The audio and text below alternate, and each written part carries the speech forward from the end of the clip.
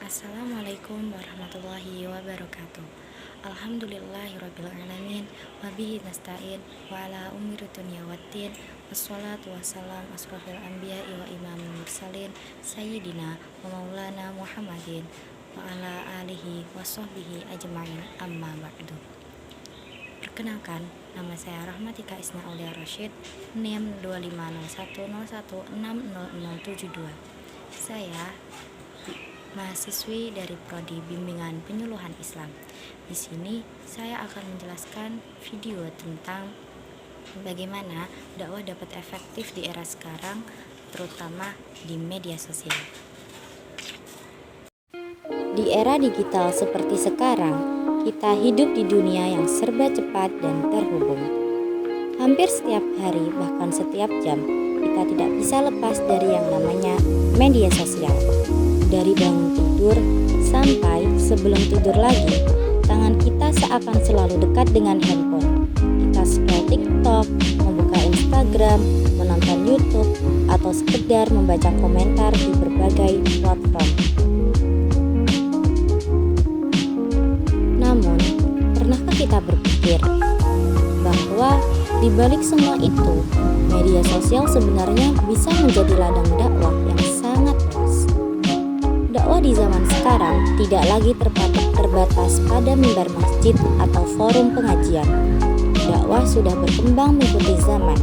Sekarang, siapa saja bisa berdakwah, kapan saja dan di mana saja, termasuk melalui media sosial.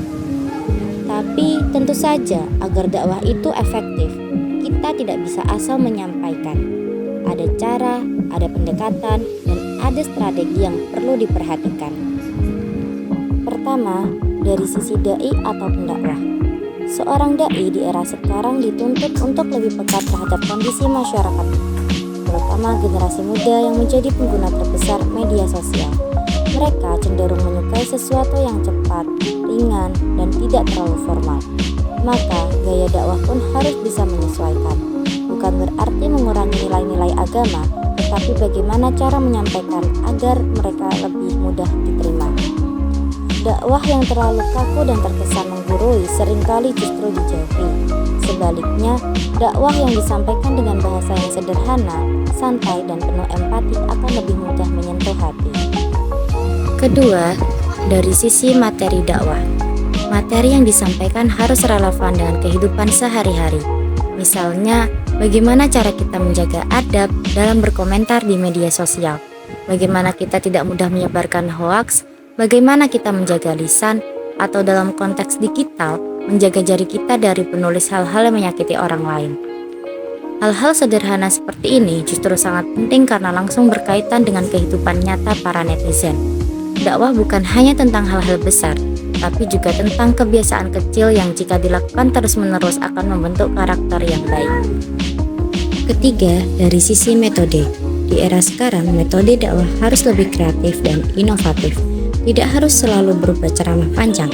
Dakwah bisa dikemas dalam bentuk video pendek, konten POV, storytelling, bahkan konten hiburan yang mengandung nilai-nilai kebaikan. Dengan metode seperti ini, pesan dakwah bisa masuk tanpa terasa berat. Orang yang menonton tidak merasa sedang dinasehati, tetapi justru merasa terhubung dengan cerita yang disampaikan. Keempat, dari sisi media. Media sosial seperti Instagram, TikTok, dan YouTube adalah sarana yang sangat efektif jika digunakan dengan bijak. Namun, penting untuk diingat bahwa dalam berdakwah, kita harus menjaga etika, tidak boleh mengandung unsur sara, tidak menyinggung kelompok tertentu, dan tidak memprovokasi perpecahan.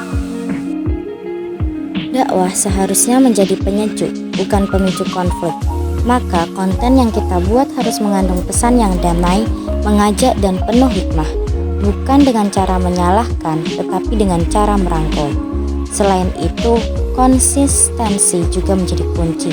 Dakwah di media sosial bukan hanya tentang satu atau dua konten, tetapi bagaimana kita terus menyebarkan kebaikan secara berkelanjutan, walaupun mungkin yang melihat tidak langsung banyak, tetapi setiap kebaikan yang kita bagikan tetap memiliki nilai dan dampak. Oleh karena itu, sebelum mengunggah sesuatu, penting bagi kita untuk berpikir apakah ini membawa manfaat Apakah ini mendekatkan orang pada kebaikan? Jika jawaban iya, maka lanjutkan, tapi jika tidak, lebih baik ditahan. Dengan memanfaatkan media sosial secara bijak, kita tidak hanya menjadi pengguna, tetapi juga menjadi bagian dari penyebar kebaikan di dunia digital. Pada akhirnya, tujuan utama dakwah adalah meningkatkan kesadaran spiritual masyarakat, khususnya para netizen.